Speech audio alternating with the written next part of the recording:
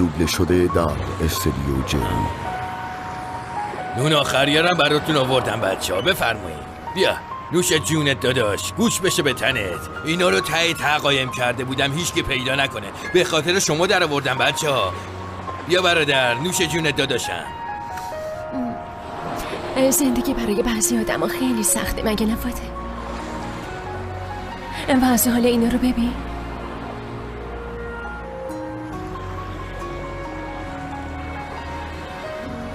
ببین از خونه زندگی و عزیزشون چقدر دورن، از رویاهایی که وقتی را افتادن تو سرشون بود. خدا میدونه وقتی را افتادن چه آرزوهایی داشتن. خیلی از خودم عصبم. تقصیر تو نیست، تقصیر هیچ کدوم نیست. میدونم منظورم این نیست. وقتی به زندگی این آدم رو نگاه میکنم، درده زندگی خودم به نظرم خیلی بی‌معنی میرسه. ببین جوش چیا رو میزدم، دعوایی که با اون احسان بیشرف کردم، هرس خوردنم از دست کارای ارم، اون جنگ و دعواهای مسخرم با مادرت. پیش درد این آدم ها چقدر کوچیک و چقدر خنده داره. برای پیدا کردن یه تیکه نون این همه از خونه زندگی و خانواده‌شون دور شده. میدونن که ممکنه دیگه هیچ وقت اونا رو نبینن یا ممکنه بمیرن.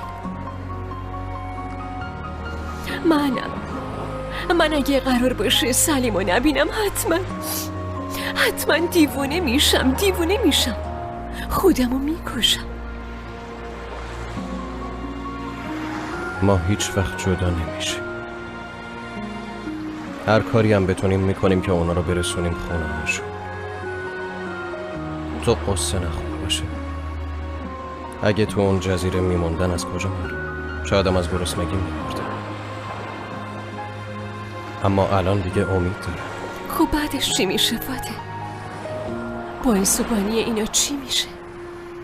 من نمیفهمم چطور یه آدم میتونه از عجز و ناتوانی یه آدم دیگه سوء استفاده بکنه. آخه چطور میتونه؟ من اصلا اینو نمیفهمم. دنیا پر از آدمای بدذاته، اما آدمای خوبم هستن. وقتی بهت نگاه میکنم امیدوار میشم زینب.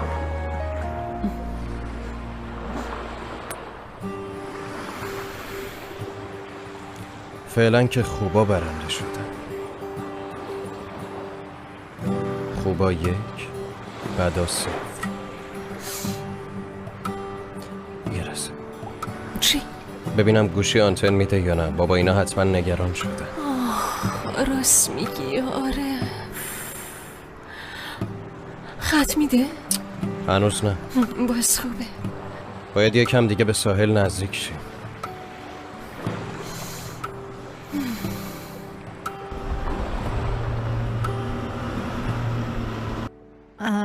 یادگار خانم، شما با مریم خانم از کجا آشنایی دارین؟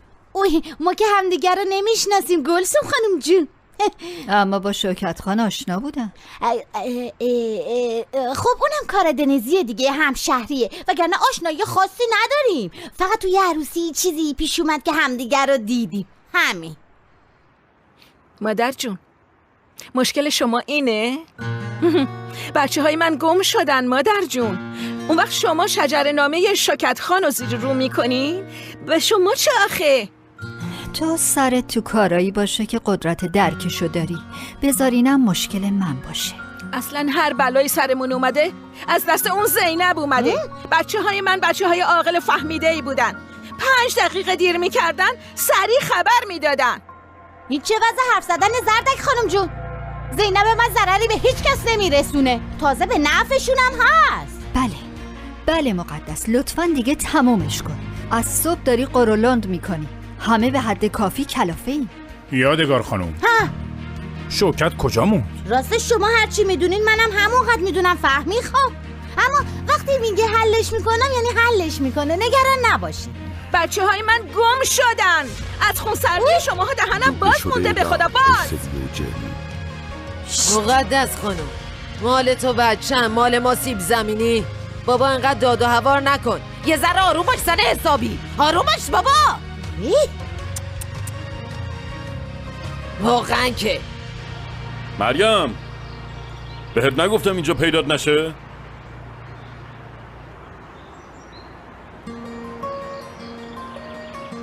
نگران زینبم شوکت. اگه جواب تلفنمو میداد هیچ وقت اینجا نمی اومدم. آها، تازه به فکر رسیدی زینبیم هست؟ متوجهم که چی تو سرت میچرخه دیوونه. برای اینکه زینب پیش من کار نکنه و از من فاصله بگیره هر کاری میکنی، اما من اجازه نمیدم. تو منو تهدید میکنی؟ بله شوکت خان، با تو یه قراری گذاشتیم، یادت میاد؟ اگه بخوای این قرار رو به هم بزنی اون وقت با کارا مریم طرفی. مریم، من اون قرار رو به هم زدم که این تو پس عواقبشم میبینی شوکت. تو به یه تیکه کاغذ میگی قرار گذاشتن ها؟ فکر کردی من احمقم؟ من مثل آدم همه چی رو بهت گفتم. میخواستی اون نامه رو باز کنی و بخونی یه دنده. خیلی خب بابا، باشه بده بخونم. بال میزنی که ببینی توش چی نوشته. دیوونه میشی مگه نه؟ فقط از اینکه به حق بودن من روشن شه و دوباره عاشق من بشی میترسی. کاشکی اعتمادی که من بهت داشتم تو هم به من داشتی شوکت. از این به بعد اون نامه رو هیچ وقت نمیتونی. اگه قرارمون یادت بره خیلی اشتباه میکنی شوکت. عاقل باش. نخیر، تو عاقل باش. کارو مریم، گم شو. وای نه، نمیتونم بیشتر از این بشینم. اصلا من که نمیفهمم ما چرا تو این خونه نشستیم. من میرم کلانتری بچه هامو پیدا کنم. پاشین. نیازی به پلیس نیست. خانه داشت. به شما چه؟ کجا میرم کجا نمیرم آقا؟ یه لحظه مقدس، اول ببینیم شوکت چی میگه، بفهمیم چه خبره. چی شد شوکت؟ من باشون حرف زدم، به پلیس دریا خبر دادم، الان رو دریا دنبالشونن. اوی خان داداش، خدا خیرت بده، الان پیداش میکنن داداش. فهمی؟ ما از کی تا حالا مشکلاتمون رو با شورای شوکت خان حل میکنیم ها؟ از دست این دختر بلایی نمونده که سرمون نیامده باشه. مقدس، ببین خانم مقدس خانم، چپ و راست درباره دختر من اینطوری چرت و پرت نگو، فهمیدی؟ وگرنه چی کار میکنی ها؟ چی کار میکنی؟ بسه، آروم باشین، بسه. تو هم آروم باش، مثل آدم حرف بزنی. ساکت. فهمی تو هم ساکت. همه این اتفاقات تقصیر اون دختر است. دروغه؟ هرچی سرمون اومده تقصیر دختر جنابالیه. خدا میدونه با بچه هم چی کار کرده، برده گم گورشون کرده. خانم مقدس خانم، دختر من تو اون دریا بزرگ شده، اون دریا رو مثل کف دستش میشناسه. تو دعا کن بلایی سر بچه ها نیومده باشه، وگرنه زینب خیلی وقت پیش اونا رو برگردونده بود اینجا. البته اگه دعا بلدی. ای بابا، به تو چه؟ من چی بلدم؟ آی مقدس، آروم باش، تو هم همینطور مثل آدم حرف بزنین. تا حالا از تو چه خیره ما رسیده ها؟ هر بار دهن تو واکردی همش زخم زبون، همش فوش و بد و بیرا و نفرین بوده. هر بلایی هم سر بچه اومده فقط تقصیر توه. بس دیگه شوکت، حواست باشه چی داری میگی مرد. نمیتونی با مقدس اینطوری حرف بزنی. ببین فهمی خان، من دخترمو میشناسم، فهمیدی؟ اگه بچه بغلیش تو خونه ول کنه بره دنبال کار، حتما تو اون خونه تو عذابه، فهمیدی یا نه؟ میفهمی؟ شوکت، تو هم هی اینو تکرار میکنی. گفتی جوابتو گرفتی دیگه. گرفتم، اما زنت هنوز داره حرف وارد دخترم میکنه، هی دخترمو سرزنش میکنه. یه بارم به خودت تو برگردیم بابا. دیگه وقتش بود یکی واقعیت ها رو بهتون بگی زردک خانم جون.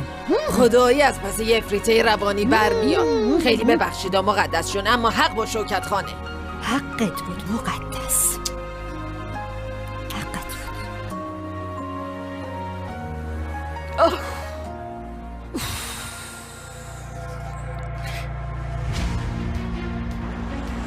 داداش اینا رو چیکار میکنی؟ خب به پلیس زنگ میزنیم، کمک میخوایم. هیچی دیگه، قراره برداریم ببریم خونه هامون بچه ها. البته که خونه نمیبریم، اما پلیس هم نمیشه. زینب جون، دیدین که گفتن پشیمونیم و میخوایم برگردیم مملکتمون. خب دیگه زنگ بزنیم پلیس بیان بفرستنشون مملکتشون. فاتح حتما دیگه آنتن میده، یه زنگ بزن پلیس. بالاخره خانواده هاشون بهتر میتونن کمکشون کنن. ها بیا آنتن داد. شمارش چند بود؟ 155.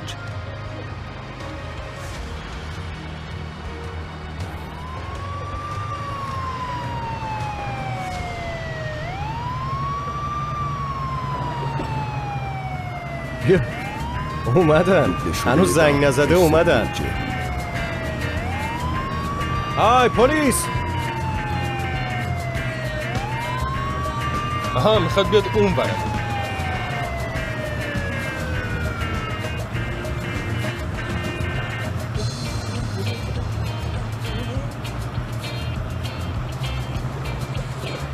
من میگم انقدرم ذوق زده نشین. این وضعیه کم مشکوکه. چرا وای نمیسه؟ بیاین.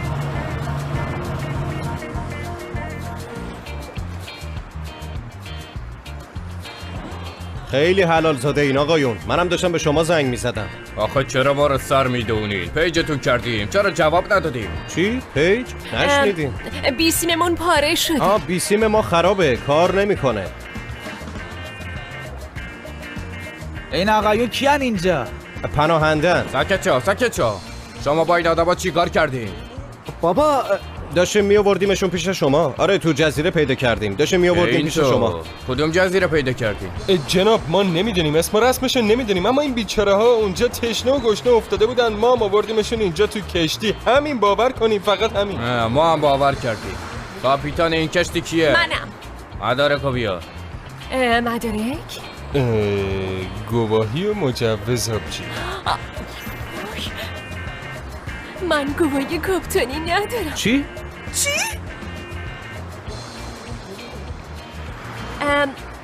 گواهی مونده خونه. خونه است، خونه. جزیره است، مونده تو جزیره. مونده خونه، مدارکش مونده خونه. برگردیم براتون. کی گفته من کاپیتانمه؟ اونه. نه بابا منم کاپیتان نیستم. کاپیتان اینجا نیست. کاپیتان نیست. به بهتون بد نگذره. خوش میگذره.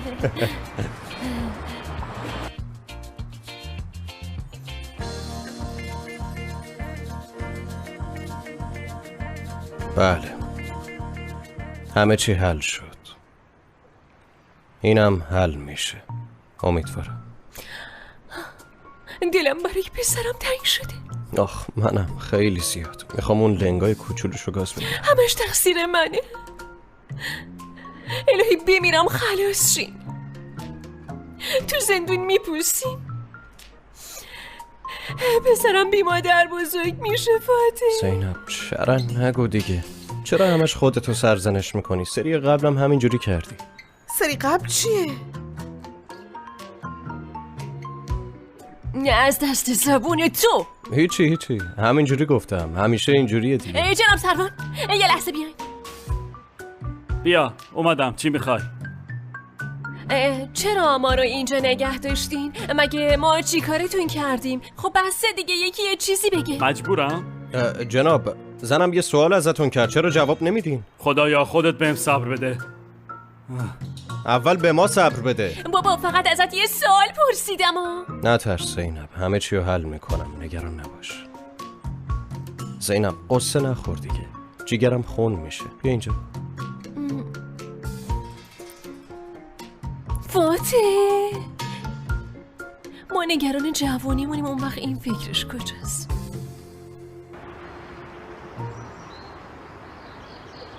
خیلی گلتون ممنون، خانم زحمت گلم کشیدی. نوشی جونتون باشه. خانداداش تنتنی من بفرما. نوشی جون. الفسو پاشا بادو بیسکویتا رو بیار. ممنون. نوشی جون. بفرمایید مقدس. نمیخوام. بچه های من گم شدن، بشینم چای بخورم گپ بزنم. برو بابا. یادگار این زنه به من تیکه پرون داره. آیفر این همه آدم اینجا هست، تو چرا به خودت میگیری عزیزم؟ فلش کن، گوش نده اون قرشو بزنه. آفرین فهمی. نوش جونت. سلامت باشی مقدس. دست درد نکنه یادگار خانم. نوش جونتون. به خدا دیوونه شدم. آخه ما چرا اینجا نشستیم؟ البته که برای مهمونی نیومدیم مقدس، منتظر خبریم. خواهر حیف این مرد نیست، واقعا حیفشه. اوی اومده. چه عجب. پاشو مشکو تکون بده. پاشو. بفرمایید. بچه ها رو پیدا کردین؟ پیدا کرد. وای خدا شکرت باشه. کجان؟ وای خدا رو شکر. بچه ها الان کجان؟ یادگار گونای کیه؟ منم. مجوز کشتی کاپیتان شوکت به اسم شماست؟ آره خب به اسم منه. باید با ما تا کلانتری بیاد. کاپیتان کشتی منم بابا. صاحب مجوز کشتی یادگار گونایه. لطفاً کارمون رو سخت نکنین آقا. خب من برم دیگه. داداش تنم بچه هامو به تو سپرد. مامان تو رو خدا نرو. او قربونت برم جوجه. تو هیچ جا نمیره. بچه ها الان کجان؟ بچه هاتون به اتهام قاچاق انسان غیرقانونی بازداشتن آقا. خانم هم شریک جرم به حساب میان. بفرمایید خانم. چی؟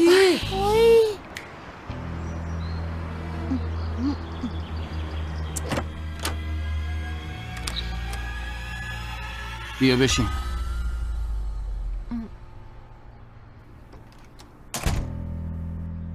زینب تاشکین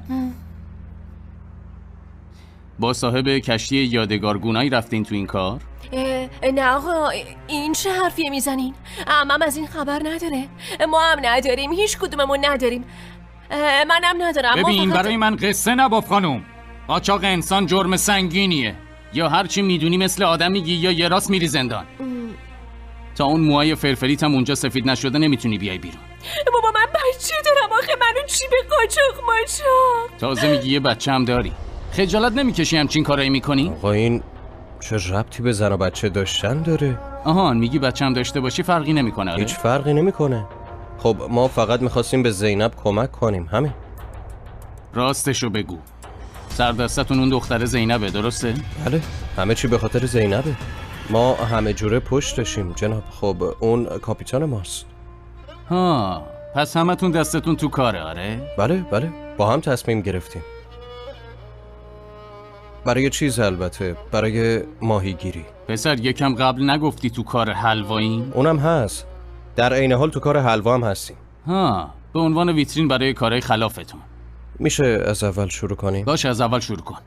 در اصل من برای مسابقه کیک‌پزی اومدم اینجا. من توی شهر دیگه دوره کیک‌پزی گذروندم. تو آموزشگاه یه استاد توفون داشتیم که خیلی دوستش داشتم. استاد توفون یه روز اومد پیشم گفت فادیک دنبالم بیا. منم رفتم دنبالش. اون بهم گفت یه مسابقه کیک‌پزی هست که تو باید توش شرکت کنی. منم گفتم خیلی خوب باشه. حتی یه کتابم در مورد کیک‌پزی بهم داد. منم اون کتابو از اول تا آخر خوندم و تموم شد. بعد اونجا یه دستور دیدم و از اون دستور خیلی خوشم اومد. اونو پیشرفت دادم و هزار مدل دیگه از خودم درآوردم. همیشه به خودم میگفتم آخه چرا باید اینقدر تخم مرغ توی کیک بزنم؟ برای همینم من تخم مرغا رو حذف کردم و به جای اون یه چیز سری دیگه گذاشتم. اما الان نمیتونم بهتون بگم. کم کنین خواهش میکنم. یه آشپز فوتشو نمیگه دیگه درسته؟ بچه‌م میدونم گذاشتم توی اتاق. اما از شازی من پرسیدم مامانم کوشازی من گفت مامانم خونه خاله یادگار. پرسیدم مامانم چرا رفته خونه خاله یادگار؟ اونم بهم گفت زینب اومده. منم گفتم وای زینب از آمریکا برگشته. بودو رفتم خونه زینب اینا. در زدم و زینب درو باز کرد و خیلی خوشحال شدیم. بعد هم دیگه بغل کردیم و کلی قربون صدقه هم دیگه رفتیم. بعد خاله یادگار اومد گفت فادیک وای فادیک دیگه. دیوونه ای تو دختر؟ چیکار میکنی؟ اینو ببرینش. اما جناب سروان من که هنوز درست حسابی براتون نگفتم. بسه دیگه چی قراره بگی؟ ببر اینو ببر بیرون. من یه سر دیگه بیرون.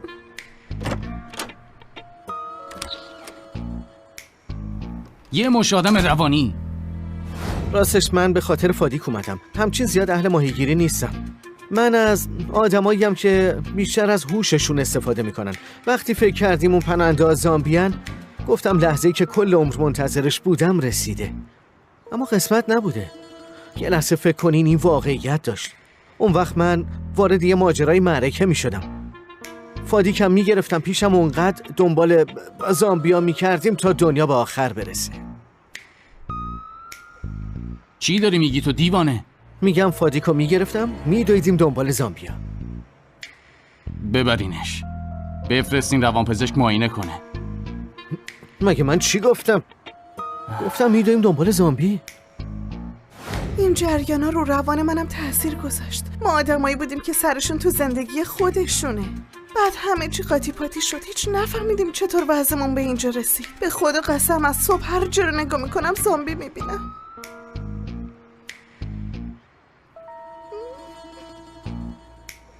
اینم ببر، اینم ببر.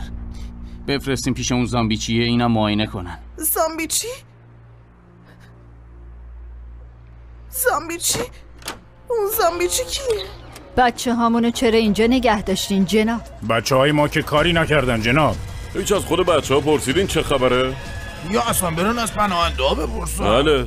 این کارتون جرمه آقا، ازتون شکایت میکنم. بله آقا جون، بچه های ما رو چه به اینجور چیزا؟ شما بچه های ما رو ول کنین بریم خونه، کار زندگی داریم. کافیه دیگه آقایون خانوما، بچه هاتون توی بازجویی. هر کاری هم که بکنین، هر چی هم که بگین، نمیتونین بذارین بره. بعد از بازجویی وضعیتشون مشخص میشه. یعنی چی؟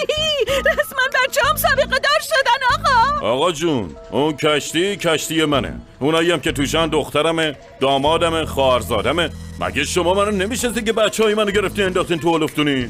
اسم شما چی آقا؟ شوکت تاشکین. آقا یعنی واقعا کاپیتان شوکت رو هنوز نشناختی نه؟ اگه کشتی تو هم شریک جرمی. خب دیگه اینو بگیرین، بچه ها رو ول کنیم ما بریم خونه هامون. اینو بگیرین. نه داداشم نه، کشتی مال اون نیست. البته مال اونه ها، اما به اسم اون نیست، به اسم یادگاره. برای همینم یادگار رو گرفتین دیگه. حالا هرچی. کاپیتان شوکت، این آدما تو کشتی تو پیدا شدن؟ پیششون پناهنده ها بودن؟ اما از کجا معلوم پناهنده ها رو بچه های ما رد کردن؟ بله. باشه، بعد از بازجویی همه چی مشخص میشه. بچه هاتون بیگناه باشن آزاد میشن. حالا تشریف ببرین. وقت منم نگیرین لطفا، به حد کافی کار داریم. به وکلامون خبر بده فهمی، سریع بیان اینجا. مامانم آزاد نمیکنه. خانم فردا آزاد میشه دخترم. همش تقصیر توه، تقصیر اون دختر توه، اون شیطان. بس دیگه مقدس خانم، حد و مرزتو بنوزن. کافیه دیگه، تمومش کنیم. بچه های ما الان زیر بازجویی هست. برای نجات بچه هامون باید حامی هم باشیم، نه اینکه اینجوری به هم بپریم. آی قربون دهنت خاله گلسون. بیا بریم دخترم، بیا مام بریم.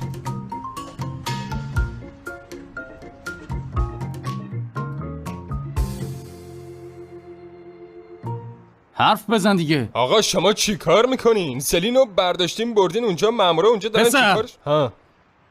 اول خودتو نجات بده، بعد جوش دختره رو بزن. آقا جون، من این دختر رو دوستش دارم، معلومه نگرانش میشم دیگه. ای خاک تو سرم، باید همون اول که دزدیدمش عروسی میکردیم. یعنی به آدم ربایی عادت داری؟ نه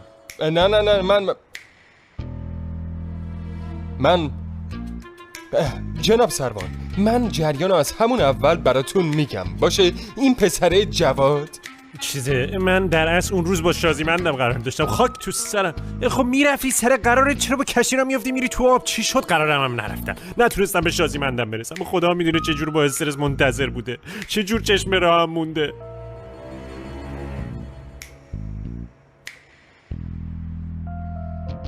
بین اینا یه دونه آدم عاقل پیدا نمیشه.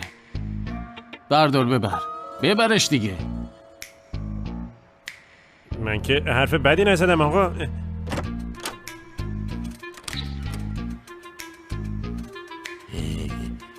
زود باش، یه بارم از تو بشنویم. بله چشم. آقا ما وسط دریا داشتیم سیر میکردیم، یه هایی دیدیم سوختمون تموم شده. کاپیتان زینب گفت با جواد برین سوخت بگیرین. تو اون فاصله هم رفتن جزیره استراحت کنن. اونجا هم با این بنده خداها روبرو شدن. بهشون غذا دادن، شکمشون رو سیر کردن. بعدش هم برگشتنی گفتیم اینا رو اینجا ول نکنیم، بهشون یه ثواب بکنیم. اونا رو بردیم رو کشتی، میخواستیم برسونیمشون به شهر، اونجا تحویل پلیس بدیم که برن پیش زن و بچه هاشون دیگه. اومدیم ثواب کنیم جناب سروان، اما هنوز پیش پلیس ها نبرده. پلیس ها اومدن پیش ما رو وسط دریا گیر انداختن. همین شد که بهتون گفتم.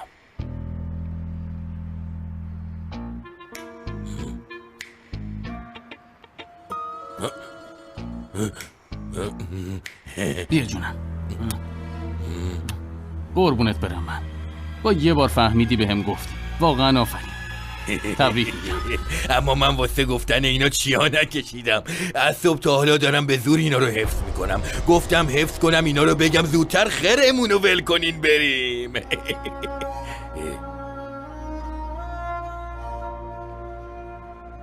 اینم ببر. کجا؟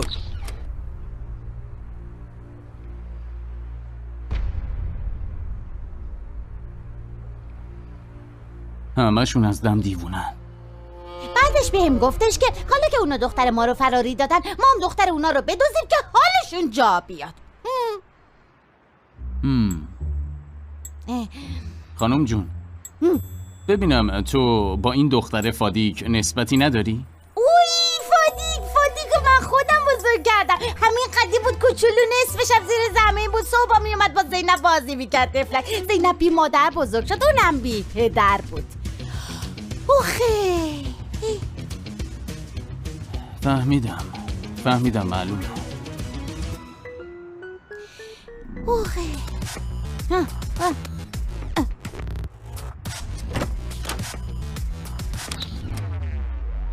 یه مرخصی طولانی لازم دارم. مردم. تموم شد؟ نه خیر، پناهنده ها مونده.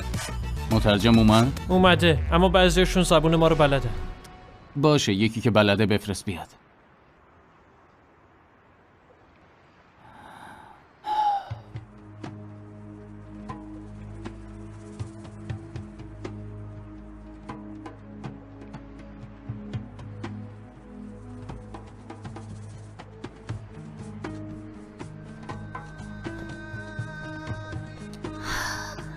نترس زینب، میگذره. وضع حالمونو ببین. همه به خاطر ما به چه روزی افتاده. من واسه اون ناراحتم. زینب بالاخره بیگناهیمون ثابت میشه و از اینجا خلاص میشی. خدا کنه. فدات شم یه چیزی به هم بگو. بیگناهی ما که ثابت میشه و میره اما این کشتی به اسم خاله یادگاره. اگه ما رو ول کنن و اونو نگه دارن چی؟ آی فادیک زبونتو گاز بگیر. همچین چیزایی به زبون نیار دیگه. باشه یه لحظه به فکرم رسیدم. خب نرسه به ذهنت. اثر بنداز بیرون. باشه انداختم.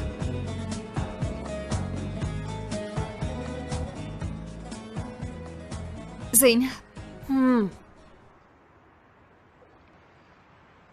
ببین میخوام یه چیزی بهت بگم اما مطمئنم عصبانی میشی. پس حتما میشم دیگه. بگو چیه؟ نکنه اینا هدفشون یه چیز دیگه باشه. مثلا چه هدفی؟ میگم نکنه ما رو به اسم پناهنده ها آوردن اینجا میخوان جریان ارتان از دهنمون بکشن بیرون. فادیک چه ربطی داره؟ خب همچین چیزی نیست. یه همچین فکری نکن دیگه. فقط همینو کم داشتی. آخه اینا هم نمیگن با ارتان چی کار کردن. ببین چی میگم زینب. شنیدم این پلیسا یه سری روشای بازجویی دارن که هیچ کس نمیدونه و به عقلش هم نمیرسه. فادیک تمامش کن دیگه. ببین تو این 4 دیواری چیا داری تو سرم میخونی؟ خل شد یا دختر؟ پس اونا با اون پسر ارتان چی کار کردن ها؟ باهاش چی کار کردن؟ چی داری میگی دختر؟ مگه چی کار کردن؟ قلم.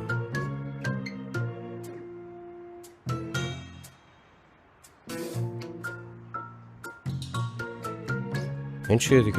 خط چشمه. پیش تو چی کار میکنه؟ نمیدونم. رویای من نیست. خدا رو شکر.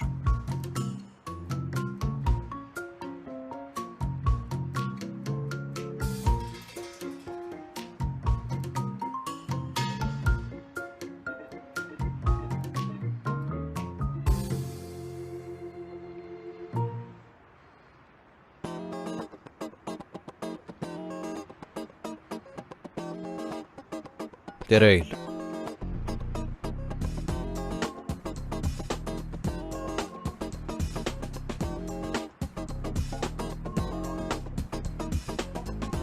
دریل بزرگتر. با اون چی کار میکنی؟ قلب تو در میارم چون این قلب لیاقت زینب نداره.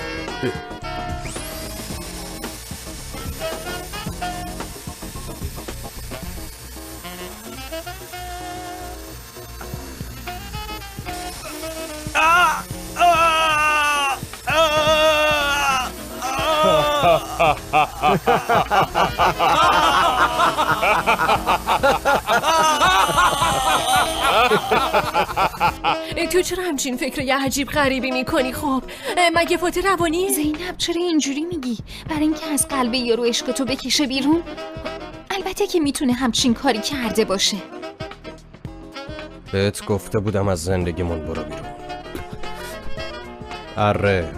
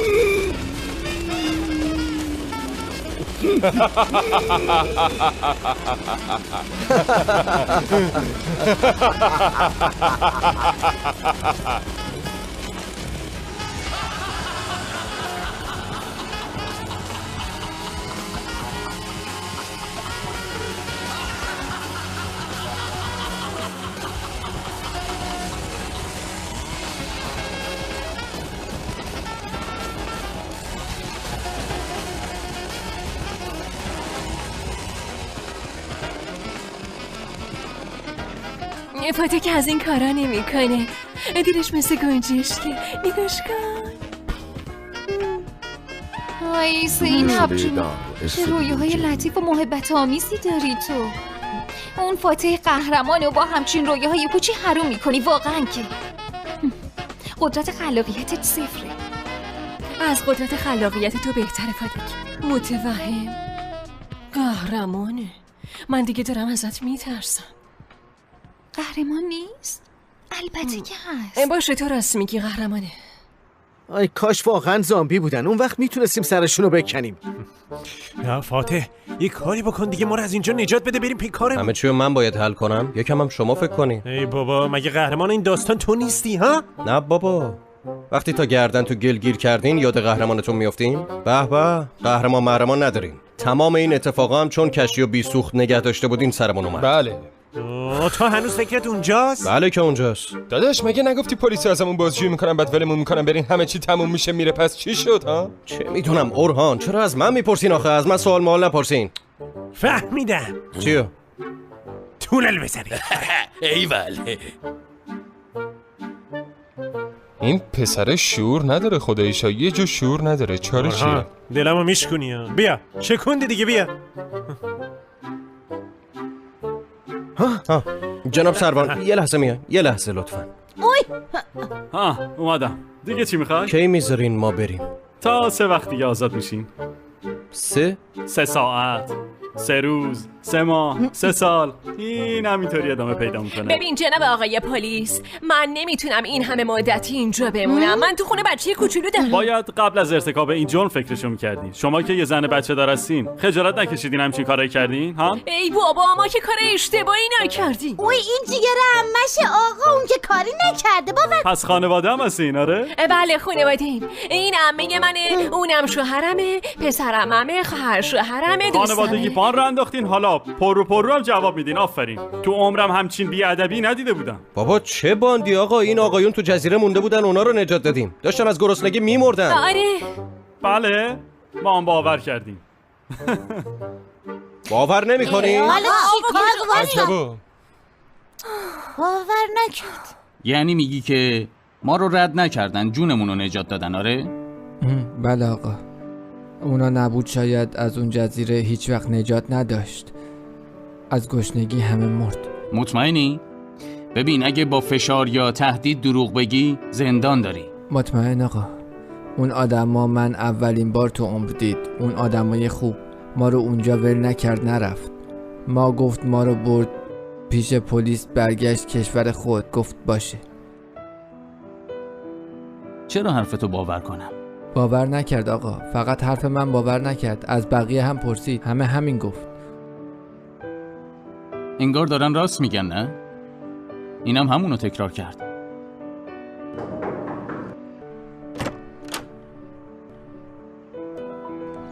قربان، صحبت یکی از پناهنده ها به کمک مترجم. دوبله شده در استودیو جم. این پسر فقط برای آشتی کردن با تو اومده اینجا، بعد تو چی کار کردی؟ سلین، تو از من پرسیدی من میخوام با این مردی که آشتی کنم یا نه؟ من نمیخوام این پسره رو دور و بر تو ببینم. من نمیخوام این آشغال تو زندگی تو باشه. آقا پسر، تو حق نداری اینطوری تو زندگی من دخالت بکنی. من یه دختر آزادم. باز کیه فاته؟ مصطفی یه چیزی خواسته بودم ازش. شما باز چی تو سرتونه فاته؟ زینب خیلی بی‌انصافی میکنی. هنوز بهم نگفتی با ارتان چی کار کردی؟ خب به کسی مشکوک نیستی؟ نه، تو هستی؟ خب نمیدونم، ما چند ساعت نفر مهمون داشتیم، هر کسی میتونه باشه، خدا میدونه آقا. برای مأموریت جدیدت حاضری دیگه؟ حاضرم آقا فاته، مأموریتمو بدین. این شاهده رو برام پیدا کن تو اولین فرصت.